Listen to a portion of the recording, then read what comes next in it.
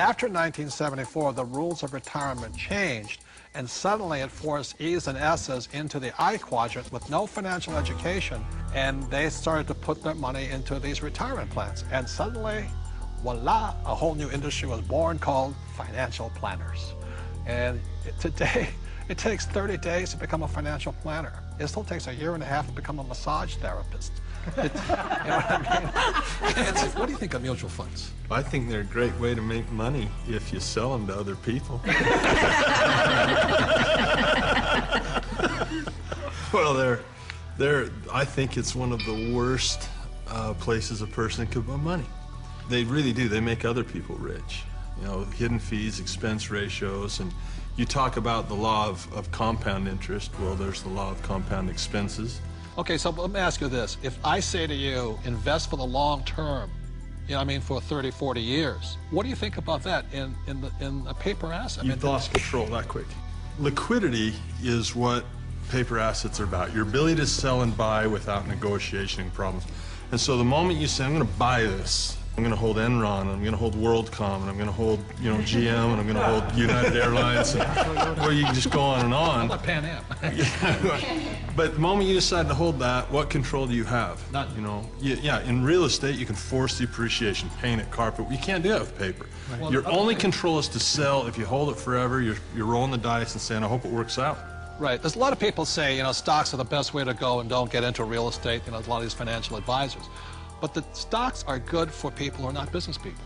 You see, as entrepreneurs and real estate people, when you look at a financial statement, I personally am responsible for income, expenses, assets, liabilities. But as an investor, even in Microsoft, I have no control over income, expense, assets, and liabilities. Is that correct? All you can do is sell or hedge. That's all you can do. Well, that's right. And what makes it worse is that you take those paper assets that you don't have control over because you invest in the long term, and then you put them into our 401k, so you have even less control, because once they're in that 401k, you can't take them out.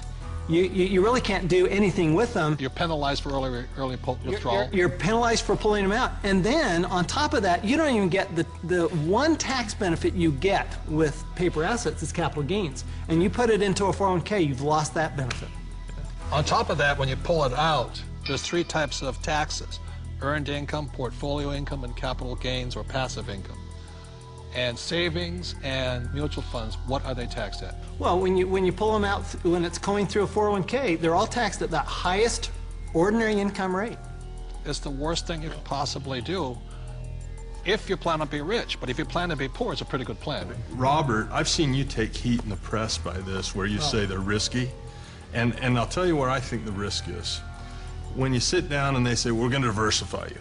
You know, that way if one company goes down, you got all these other companies to buoy you up. And that's fine for a non-systematic type thing, but a system-wide problem, it does not protect us if the system breaks down. Because it's not diversification. Yeah, it's more fragile now than I think it ever has before. And I think these people saying, well, I'm well diversified. They're not well diversified. You diversify across asset classes, not just in bunches of stocks, in my opinion anyway. So the problem here with diversification, it doesn't protect you from a crash. Right. And it's not diversification anyway, and Buffett does not, Warren Buffett, the world's greatest investor, reportedly, says diversification is something like it's protection from ignorance. Right. But it's ignorance from both the person selling you the plan as well as you who invests in the plan. But this is the biggest thing that really bugs me. When Kenny and I buy real estate, we always buy insurance, don't we? Yeah. And then when we drive a car, we have insurance. Right? Is there insurance for mutual funds? Well, not for the average person. No. I mean, is there insurance on your 401k that what you put in will be there when you retire? And which is more likely to burn down in the next 5 years, your home or your 401k? And I'll say it again. We all drive cars with insurance, hopefully. We have houses with insurance. When we buy real estate, we have insurance. Our companies have insurance. But the 401k, all these retirement plans, there's no insurance on them. So if it crashes, they lose everything, and the mutual fund companies walk away with the money. And that's a higher level of education, because most people don't know how to hedge that. Nope. They don't know how. I mean, it's possible, but if you interview the average person, yeah, that's what we teach. That's what our advanced courses teach, is how to play the average game. person, I liked what your comment said. If you poll the average person, you say, tell me the difference. This is a very basic question.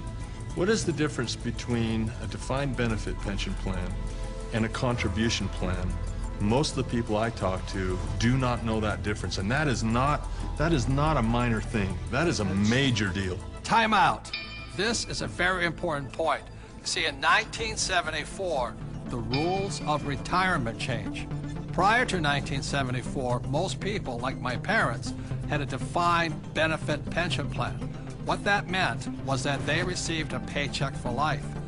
After 1974, the entire world started shifting onto a defined contribution pension plan. What you put in is all you get back. And that's why these defined contribution plans, so many people are terrified of running out of money in retirement, simply because with a defined contribution plan, you can lose everything in the market crash, or you can run out of money before you die.